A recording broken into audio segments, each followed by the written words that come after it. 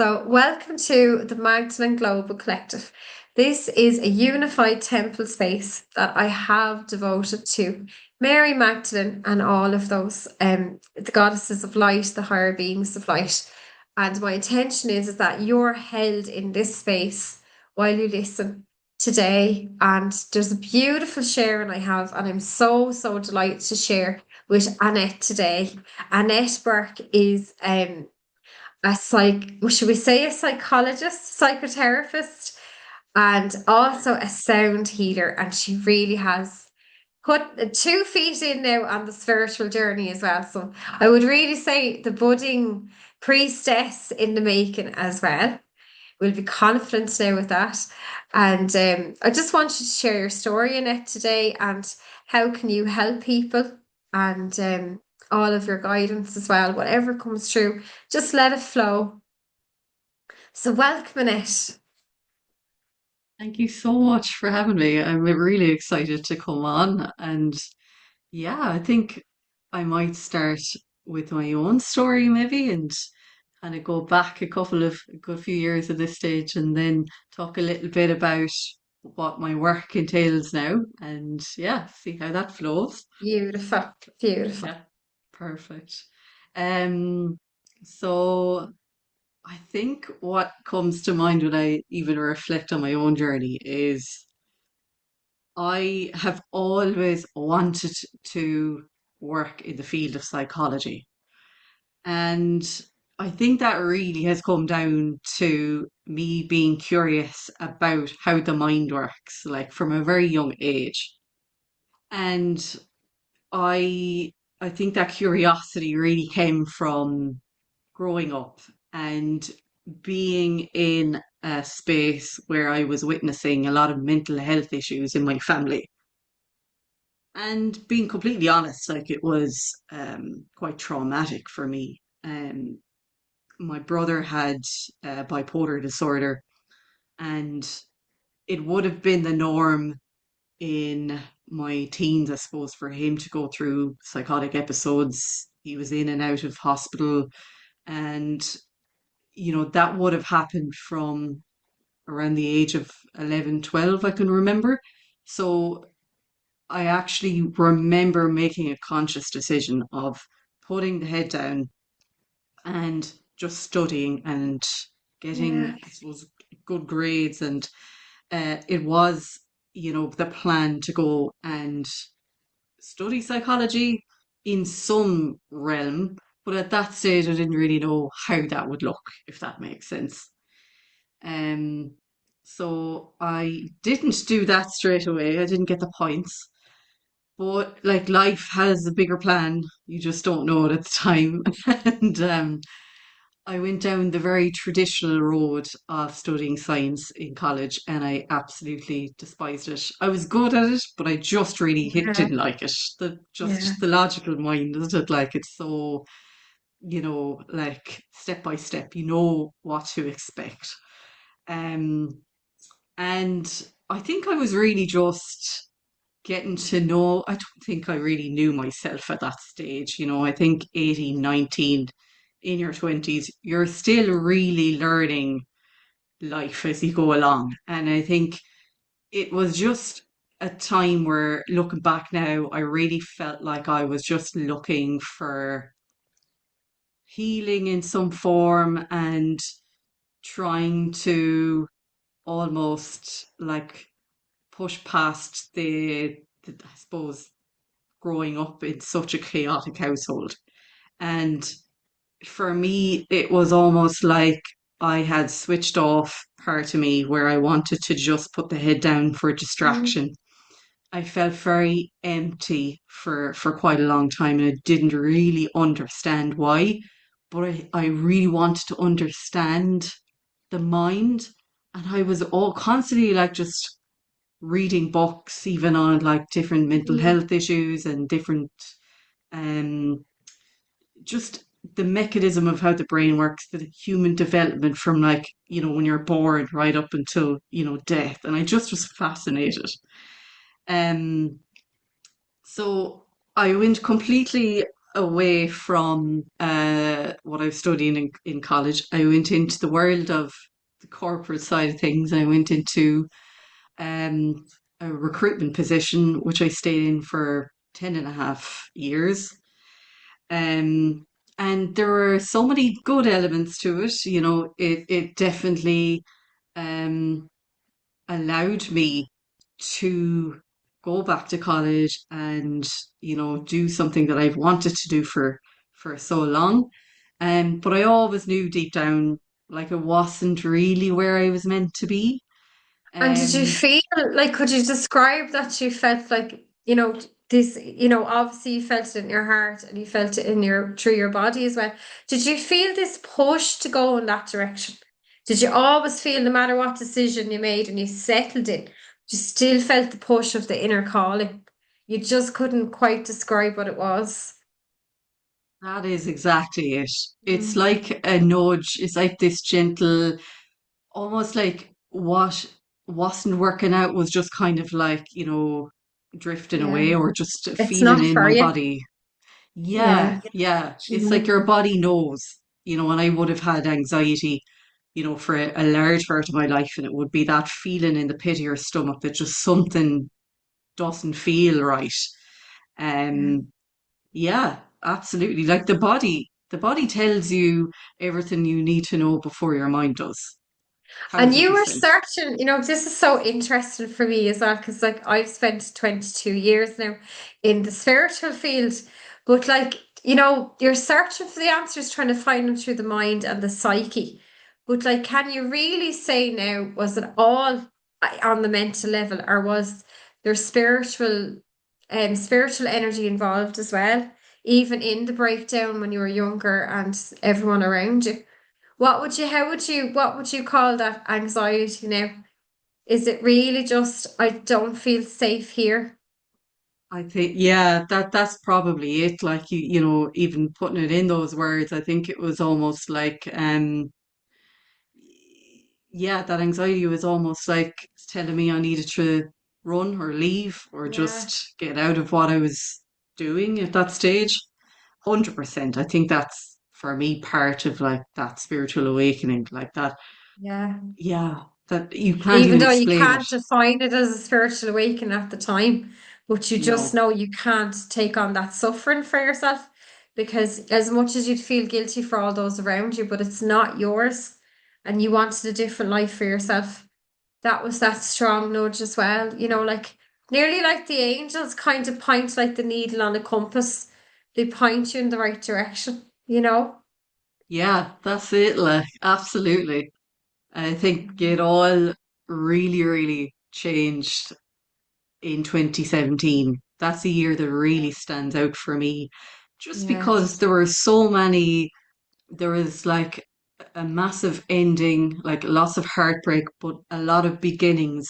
Because for that year, I started on my own um, therapy journey. Like I began therapy at that stage, and I had began studying counseling psychology, and it was kind of like my heart was cracked open because I Mm. remember going to my therapist at that time, like over heartbreak, and I thought I just want to go in here now, and I'll be fixed. And that'll be it. And it was only like the door was barely opened, like, Yeah. and Yeah. everything else started to unfold, like understanding why I was experiencing so much anxiety or this constant like I didn't really truly have self-worth or confidence within myself or really, really truly loved myself. And I was really looking for that outside of myself all of the time. You And were I always think, in the care for others as well, weren't you? Like you were having to watch around. Are they okay? Are they okay now? Am I safe now? The child learns that, even watching. How is their mood today around me when you grow up in a dysfunctional family? It's yeah, you're always it's, on eggshells. you soak it all up. It's Mm. that empath, it's both a good and a bad thing sometimes if you're not able to understand you're feeling other people's stuff. But it is this Mm. hypervigilance that you just Yeah. become really used to, I think. Um, but I think it's part of my journey. I can see it from a very different perspective now. And I'm very grateful for it. Obviously, at the time, it was a lot like to be in it. But I think, even today, like I have the same therapist that I go to, and the healing work that we have done, the amount of massive Well, traumas that she has been with me for. And when I talk about trauma, I'm not talking about like, it doesn't have to be this massive event in your life. I'm talking about when clients come to me and talk about trauma, it could be something so small, not small, but something like a memory that your body holds, yeah. from childhood, and you mightn't even, have that in your conscious mind. But I think like 2017 kicked everything off for me, and even looking at that, that's 9 years ago, and you think about the cycles that we run through. But that was really what pushed me onto this journey. And I knew after the diploma, I want to do this. I want to actually work within this field.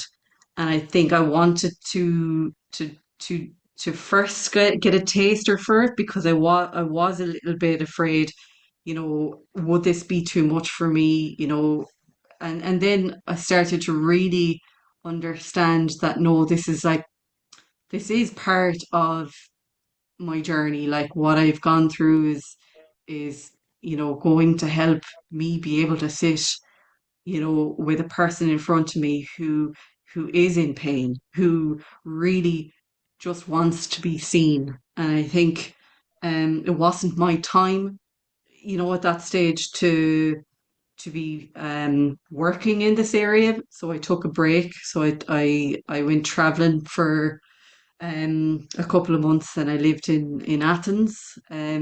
Oh, wow. It was unreal. It was amazing. But part of me was like, a little bit running away from it all. Um, and I had just moved back to Ireland literally at the end of February in 2020, right before the pandemic. And I hadn't obviously planned that. Um, I was home at the right time, and I was literally meant to start the counseling and psychotherapy degree in the September. And even looking back at this now, you think you have your life mapped out, and you're like, I'm going to have this done by this age, and Yeah. it's just not. It's not how it works. Um, but I remember really that year, I suppose, really opened things up a little bit more. I think even spiritually, and I Yeah. experienced grief Like for the first time. Athens is like the place of the goddess. I mean, like there's the goddess there. I mean, some of the goddesses now I work with as well, but like you have Artemis, you've Athena, you've Hecate, you've all the Greek pantheons, and it's like Yeah, it's strength. Like it's like stand now, like be the lioness, be strong, go back now. It's like that energy, just do it. You know? Did you yeah. feel an awakening there? Did you feel that energy coming in for you? I don't know because for me it was almost like rediscovering myself. Yeah. I was such a different person at that time of my life, but I've always felt drawn to Greece. I've always had a Just draw to drawn. Greece. Yeah. Yeah, Yeah. yeah. And I do And go that's the back thing, every now like and then. you were speaking about it earlier of like, it doesn't have to be as forward for some people, like, well, I know I met the goddess there because she stood in front of me. But at the same time, for others that like their senses aren't fully on yet, you would have like just maybe have been there at the portal or at the door of that portal for yourself of awakening. And it just brought you peace and just this peace that you can't even describe. Like that's how it actually feels. Mm, It just slows everything down. And like that you mentioned finding yourself. That's actually it as well. That's how they meet you sometimes, and they say, well, this is you, you know. it's time now to release everybody else and just think about you and what you need to do Mm, and turn you yeah, inside out in the process that's and it. upside Yeah, down. that's it. I think it was very much like that. You put it so well. Like, in the process of, actually putting myself first, I did feel a little bit lost. I felt a little bit like, oh my gosh, who am I? Um, Yeah. and I Because the think old identity falls and the new identity is you're not quite that identity yet. You're just becoming. And that's where you feel lost because you're not the old identity either in it and it. You know? mm, It's you describe it well.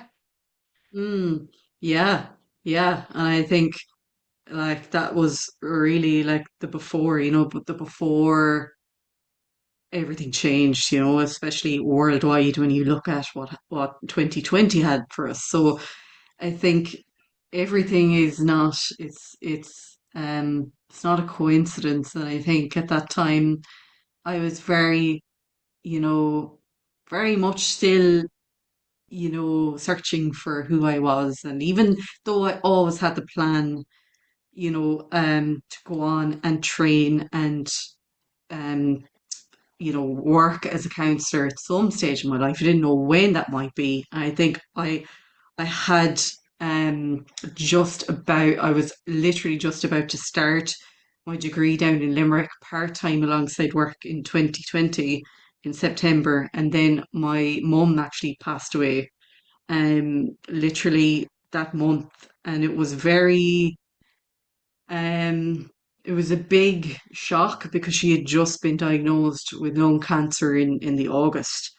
But um I suppose for me it was just such like being catapulted into not just grief. There is a lot of complex emotions there because there it was very complex because of my brother was quite sick at the time as well, and I had separated myself from that for quite a while for my own mental health. I think I held an awful lot of guilt around that. So for me it was almost like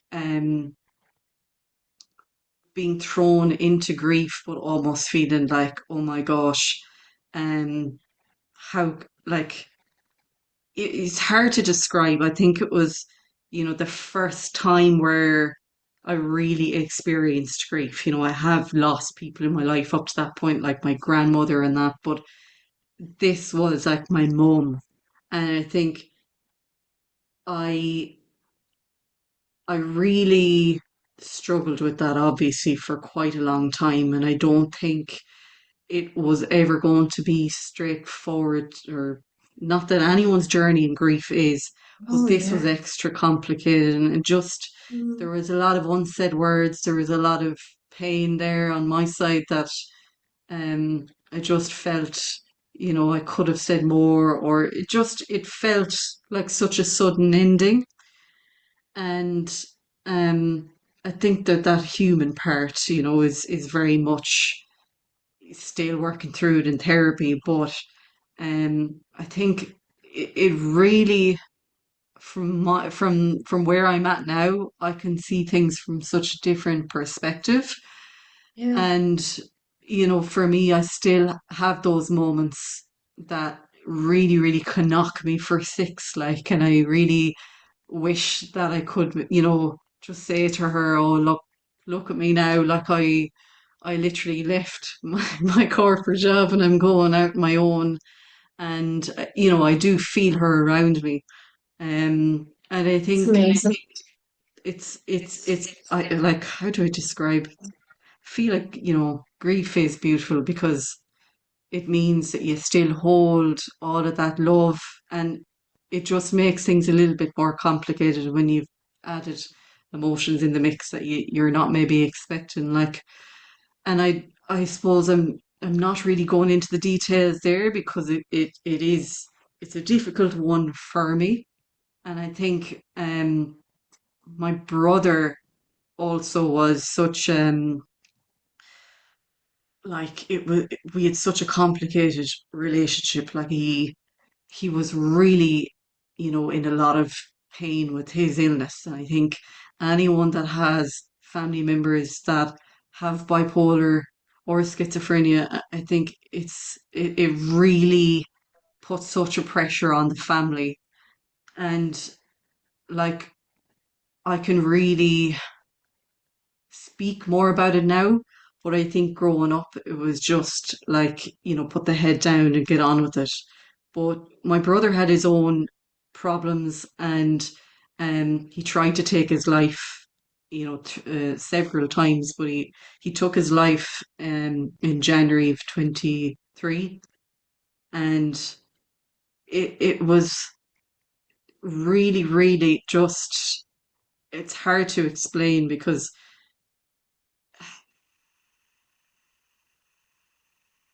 it's it's it's like it wasn't a big surprise, but he was just constantly in and out of the mental health services.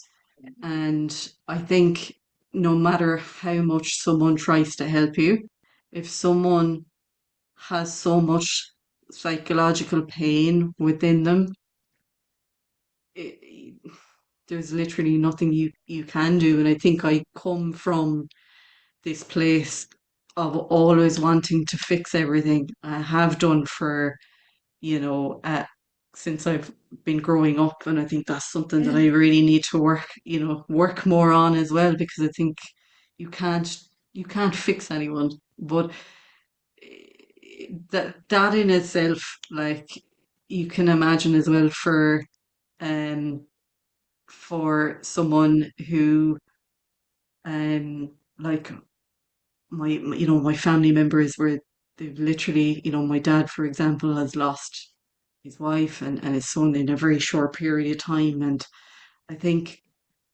I am comfortable speaking about it in therapy and, talking about it to my friends. I don't think, you know, those that haven't gone through can understand it, but I think there's something so powerful and so healing about feeling Brings seen. so much compassion as well. But like if you look at it from the spiritual perspective, like his soul just wanted to be free because he literally could not carry on in any more pain anymore. He was just done. And that's Mm. his soul contract. But these are things where when acceptance comes in, you realize that no matter how hard you try and no matter how many hours you would sit there, that you can never change that because we're actually only part of their journey and not just the sister or the daughter and them being us and being our mother or brother. It's that we're just part of their soul's journey and their soul has chosen this, which is so, so hard for some people to understand. But when you come back and you sit back from that perspective, like I always say to the clients as well that are going through such a hard time, if you were to place yourself up on a star, like way up on the star in the sky at night time, and just put yourself on the star and just look back down to the earth again and look back down at the situation you're in, it's so, so small. Do you know that kind of way? And you gain this higher perspective from the angelic perspective because you actually cannot, and no matter how hard we try, we haven't got the magic wand to go back and change it all. You can do it in therapy, yeah, and you can do it in visualization, you can do it in healing, but you actually still can't do it. All you can do is move on from where you are and you're so powerful and you're so strong to come through all that as well. So really just to give that honor to yourself today as well and just to acknowledge how strong you were. You've done Thank so you. much. And Thank like you. I I can appreciate only that. I only know that you have done so much to acknowledge that too before you had to step away. Because it wasn't that you never tried. But your survival mode was that you had to protect yourself. Otherwise, you would have become very, very sick as well. So that's the Yeah. key, Thank you. isn't it? That's it. And just even hearing that back, like I know that deep down that, that wasn't an easy decision to make, but it was a necessary one. Yeah. And I think perspective, as you described it there so beautifully, like imagine yourself on a star looking down. It is Yeah. that perspective, isn't it? And we're literally just so small. I think I can really see now, that this has helped me, to be able to be present and sit in front of other clients going through, lots of challenges in their life and really sit with them, like really, really hold them in that space because it's Yeah. not easy to do. And I think essentially, and I say this so many times, like you literally cannot bring a client, deep if you haven't gone there yourself. Yeah. So I Yeah. think, yeah, Lots it's of the time part they of, can feel so powerless as well that they feel mm, they can't change their situation or like they're not able to step into the power to do it first, you know? So like the thing is they do hold the key and then like you're the counselor, you're planting those seeds in them as well. mm, Yeah. yeah, It's beautiful. It's just guiding them in the right thought, isn't it? I suppose that's all you can do from your chair. Like you can't overstep boundaries. no, exactly. Yeah, Some people might come for answers and I'm not going to give them yeah, answers. And that's where the power is. You're helping guide them to the answers they already know, if that makes yeah, sense. In yeah. their inner knowing, like um yeah. So I think that's How brought me. intelligent is that body as well? So, like the body knows. That's the The thing, body isn't it? knows. It's like Oh you're a human lie detector, and it's you do absolutely know like that power is always within you, isn't it? How did you go from there and what an incredible journey, I really have to say. Like it's amazing. And everything you've talked about as well so far. But just to witness it now from like how did you go into the sound healing then? What yeah. drew you to that?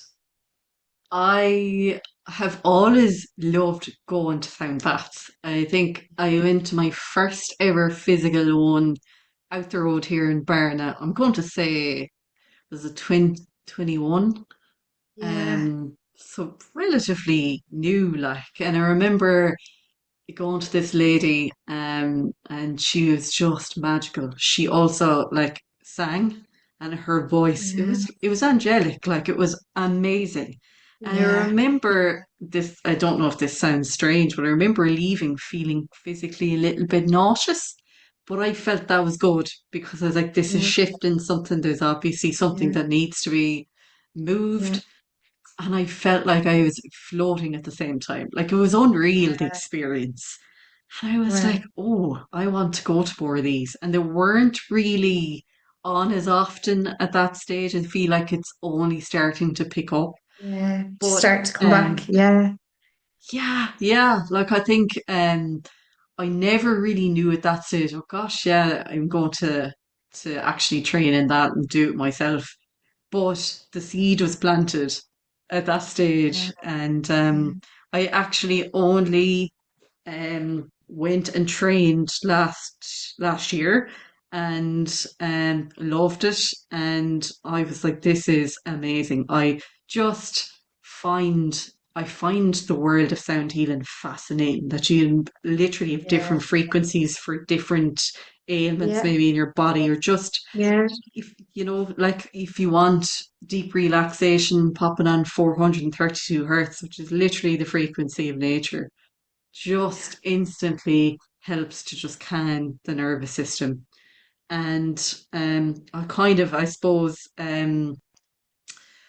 uh, I didn't get my instruments straight away, and I was like trying to just build up the courage in a sense to leave my corporate job at yeah, that time. So, yeah. there is a lot going on there. Yeah. So I It's wanted to be in the resistance right too, space. because like what resistance will do when it's coming up is like, am I 100% committed yet? Because when you're really committed, then you have it all. You're ready to go, you know? Yeah. So it's that little foot as well out the door. But something that really comes up for you as well is just what I was noticing is like in the 4 years before every, and I'm sure if you look back for further, you'll notice this as well. Like if you look back to even 2008, in every 4 year pattern, like before that, like frequency change on the earth. So like we had 2012, that was a Mm. massive ascension point. So look back to 2008 and those years as well, and what was really like that breaking point as well for you. Then you mentioned 2016, and just like that, that major change coming up. But here we are now in 2026. So just remember as well, you're still in a breaking through. We're actually all still breaking through before we get to 2030. And 2030 will be when we're all actually really in that just harmony, a place of surrender. And like when you read some of the Ascension updates and Diana Cooper, and all of those people Mm. that are very, very well known, like they'll speak of that it's like we're all going to have our own communities and there'll be bartering and there'll be this and there'll be that and going into the higher frequency. But like really it may exactly be the same as what we are now. Nothing may actually change. I've Mm. heard this so many times as well, but you change. Do you know that kind of way? There's no longer the struggle. Like there's no longer being pulled back because you've already said I'm not going to be pulled back anymore. And there's more peace, there's more unfolding, there's more surrender. And just to really adapt as much of that as you can now, I would say to the listeners as well, is there anything like that you'd love to share that you've noticed what has really been that breakthrough or like guidance for the listeners as well in your sessions? Mm. I think you put it so beautifully there that, maybe the external world mightn't look so different, but you can Yeah. change. And I think, reflection is a big one. And I think clients who are coming in maybe in this place of desperation and they're committed to the work, and I have some clients that have been with me now for 2 years, and they might Yeah. have a wobble where they feel I had a bad day, I really sat and ruminated in my thoughts, and I feel like I've just gone a million steps back. And, reminding them that they can never do that. Like their eyes are open now, they have gotten this far, and it's human to literally not feel like you're on top of your thoughts Sometimes 365 even days a just year. being physically tired as well can actually bring it on. The Yeah, overthinking. Yeah, not enough sleep. absolutely. You're physical. So if someone isn't getting enough sleep, they're not, eating, say, well, or they just have stuff going on at home, first you have to look at, okay, are the basics happening? And if it's not, you can't go and do deeper work in therapy. So I think it's really about, and I really, really said, oh, my clients going out the door, they'll be laughing at me. It's like, okay, just, remind yourself of how far you've come. Give yourself that compassion and kindness that you give to others. And sometimes, if you struggle to think even about that, if they're a lover of pets, I always ask them, would you talk to your cat or your dog like that? And they look at me and go, of course not. Then why would you talk, bad to yourself then? It's almost a condition for us to, and I do this myself. I need, my own therapist to bring it back to me as well, because it's almost like, um yeah, that party that just is constantly saying you're not good enough, you should have done this, you should have done that, instead of focusing on, oh wow, like I experienced this crappy day, but I didn't spiral completely, or I caught the thought before it became a bigger one. So I think compassion, the more compassion and kindness we give to ourselves, that's where we heal. And I think as well, really being seen. Like if you're surrounding yourself with people who don't see you truly, like, and you feel that you're fitting in to everyone else's lives, you're people pleasing, and you feel like, you know, Yeah.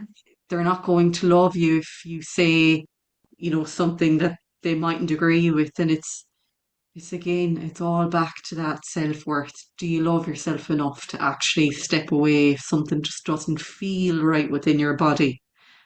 And yeah, yeah. I think connection from the mind and body. Some people coming in, you can kind of tell if they're in their head all of the time and they can't even connect in with the emotion they feel within their body. It might take a little bit more work for them to get to that place where they feel safe enough to do that, if that makes sense. Yeah. Well, a lot of the priestess work now, a lot of work I've done over the years, and it's been many years, but really it's the more and more you get into the body, the mind will look after itself, you know? Mm. That's the thing, and it's where it's where our energy goes. Because if your energy's in your head all the time, well, it's not in your heart. So just sit and place your hands on your heart and bring your energy back into your heart, and be surrounded with all that you love as well. Um, and just really, really be mindful of the energy as well. Mm. How do you close down after a session, Annette, or how do you detach from your clients? Is that hard work for you now, or are you a pro at Um, this stage? no, I wouldn't say I'm a pro. I think I need to be reminded actually quite a bit because Yeah, I didn't actually have a closing practice when I was yeah. a student Starting out therapist. anyway. Yeah, Yeah, yeah, I think you talk about energies there. Like when I was a student therapist, I was working for an organization where you'd have a therapist coming in straight after you. So yeah. another session. So you're still kind of carrying your own client's energy. So I think like now I definitely have gotten better. Like I leave a good half an hour in between clients. But the moment I And walked clear into the that space, chair as well, because no, that's what happens when someone sits back into that same chair and they're in the other person's energy as well, so it yeah, can really ramp up everything as well. It's an important part of absolutely. the practice. Have plants around the room. Have Yeah, you I found do. that all helps? Yeah, Yeah, like I'll spray sage when I first come in and Palo Santo and, you know, amazing. I have essential oils there as well for anyone that might be, their nervous system is feeling unregulated. It just Yeah. helps ground them, before starting the session. But like I say all of this, like, you know, And the breath as well. My God, the breath, power of the breath. yeah, Because someone very anxious, you'll really notice the same here now when I'm doing the healings and the readings for people, is that they're not even giving themselves a breath. yeah, That kind I of way. know. Yeah, Yeah, yeah. I love the breathwork. Yeah, I bring it into the beginning of a lot of sessions yeah, and visualizations as well, and it's powerful. They're then in their body more. And like I laugh like here because a lot of, times I'm also, in my head. I also can sit there for quite a bit, and that's normal. I think that's part of being human, and I think yeah. um, it's looking at, asking myself like what's the fear trying to tell me today? What's going on? Um, do I feel safe? Is there something um that is in my blind spot that I just don't notice? And I try and really just sit with it. And some days, it takes over and I find that I'm not really in my body as much. But I think it's conscious effort sometimes as well to just bring yourself back to basics, you know, Yeah. um, do the breath work myself and really, ensure that, I am opening the space and closing the space as well for each client. So, And um, getting to the sea as yeah, well. Yeah. yeah, I'm not, I literally only went for a dip now this week. Wow. That's the first one now in about a It year. was overdue. Overdue, but it's class. Yeah. It's amazing. It really Amazing. Yeah. stops the thoughts from flowing. And I love, but I attempt jogging with a friend of mine, and walks just out moving the body. I love hip hop dancing as well. Ah, And I literally just teach myself in that, but I really like getting the for so body long. moving. Yeah. That's it. Like, yeah, exactly. Like, for so long, I would have hid that about myself. That I actually like this, a specific type of music or this and that. I really like looking back now. I used to just, mold myself into people around me what they liked and nearly just I went like with it. even just a bit of country music around the kitchen and dancing around the kitchen with the kids as well, you know. Love it. Gets the groove Oh, on. But it helps to yeah. to ground the energy as well, you know. But I'll just show you one there now that might be helpful for the end of your session. So if you just bring your hands into prayer pose, Mm, just you could use this maybe every day as well. And just say, what is yours? Maybe return to you with love. And you return all that energy back to the client conversations, the whole session mm, with love. And what is mine? I call it back to me with love mm, and close all pathways between us. mm, And then that's it. Because you will notice, and just for the listeners as well, and you may not be counselors, but even just having a conversation with someone who, like, there was a lot going on. Let's say there's a lot going on, or it can get very repetitive sometimes. And you put down the phone, but you still hear the conversation is going, like, it's still in your mind. Does that ever happen to you? mm. Yeah. Yeah. Well, the sign is for me, like spiritually, we say energetically, is that that person's still running the conversation with you as well. They're still running through it in their mind, but that's not healthy for you and it's not healthy for them either. So it's about really closing that down and you're calling the energies back, you're separating them. And like that, it's the same in families as well. Like there can be an emotional charge in the family, but we'll just call it emotional. It could be mental like that as well, or it could be drama or whatever's going on, negativity. And if it's not happening with one person, it could be happening with another person. But what it is that the energy actually circles around and siphons everyone's energy. And the safest place for you is to step out of the loop and Mm, when you do, when you've received that divine guidance to step out of the loop, you notice you're actually feeling better straight away. As soon as you've closed the door on your own energy and you said, "Well, I can't actually allow this to affect me anymore. I just can't." No matter how hard it is, you put down the phone or you take a little break and snooze for a little while. Just take a little break and notice what's happening. But if you notice then the energy is still like running through the other people as well, then it's a sign like just to get help and have should we say, shamanic session or a priestess session or get help in that way as well. Because it can be so much more than what's running through the minds collectively because there's actually energies in the universe as well. And the entry point is actually in the thoughts because they mm. affect your thoughts and that which affects your frequency. And you go from 1,000 down to very, very low, maybe less than 100, very, very quickly.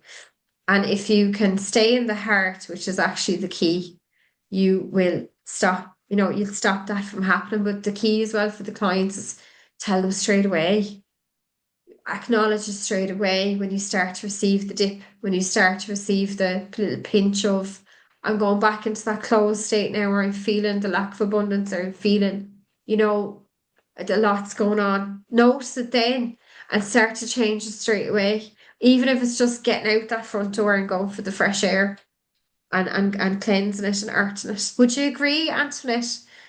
Yeah, yeah, Annette? absolutely. Absolutely. I think you said it there. It's the entry point, it's the Yeah. thought that then will shift your energy and your frequency and move you out of being, in that heart space.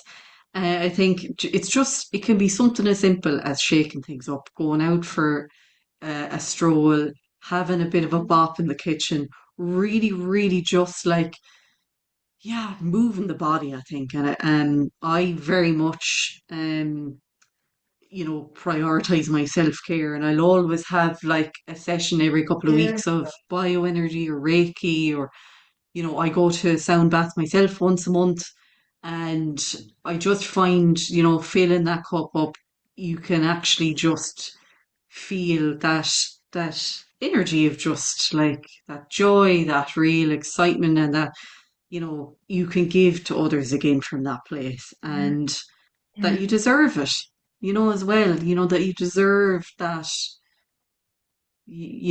that filling up your own cup it's necessary, I think, for everyone. And I don't know Yeah. if you have heard of human design. No, no. I've seen it online, but I love it, and I've gone yeah, to a retreat last year, and I'm going to one actually next week. yeah. And I am a projector, and projectors basically, I think we're about 20% of the population, but it Okay. literally means that can't I don't have a constant source of energy like other human design types. So my rest is like necessary. And if I was to like work for 8 hours a day, that's not, going to work for me. And it's funny because that's what I've done for most of my Yeah, working you life. reached the burnout. Yeah. That's it. And like understanding it has been a game changer for me. It brings Very in good. kind of different elements, astrology, the I Ching, and Yeah. there's it's scientific as well. There's a lot related to DNA. So I'm not human design coach myself, but understanding my own profile as well has been amazing, and what I know is good for me and what isn't, for Yeah. refilling the cup and getting out into Yeah. nature and that. Mm. Very good. It was very interesting. It was great. Would you like to offer a little offering just for the end of the podcast? Would you have a little offering for the clients? Would you like to offer a little meditation or Mm. Ooh. Ooh. I don't have a or a little bit of sound? meditation. I wish I could. I wish I had a microphone as well to play my Yeah. sound, but I think what comes to mind is going out the door. I always say to my clients to visualize their favorite place. I don't say this always, but I think Yeah. if the client is coming from that place where they're feeling a little bit like they've gone through an awful lot in the session, it's literally coming back to their happy place. And I ask them to close their eyes and just visualize where that is, and go through what it sounds like, what it feels like, what's around you. And it really just helps bring you back into the heart. And I always remind them to do Yeah. something kind for themselves that evening, because sessions can bring up a lot of heavy things. So again, I think it's just to remind people to really, really be truly compassionate with themselves and try and do something small even for themselves that they love, and time for Yeah. themselves. I know it's hard for some people who have children, and but even, I mean, simply like 5 minutes, stand outside, and listen to the birds in the morning. Something really simple Yeah. like that into your day, if that makes sense. It's beautiful, isn't it? And even just get into the routine of that as well. Then you'll keep doing it, if you just schedule a little bit of time for yourself as well. Yeah, that's Absolutely. beautiful, Annette. And I'm gonna pop the details as well, just where they can find you and just to direct them to you if they felt called for a session with you as well. Would that be good? That would be amazing. Thank you so Yeah. much. And thank you for Oh, you're so very having me welcome. on. Yeah. Oh, you're so very welcome. It was a pleasure, an absolute pleasure. And thank you, Annette. Thank you so much, Lisa Ray. Have a lovely weekend. Oh, you too. Bye.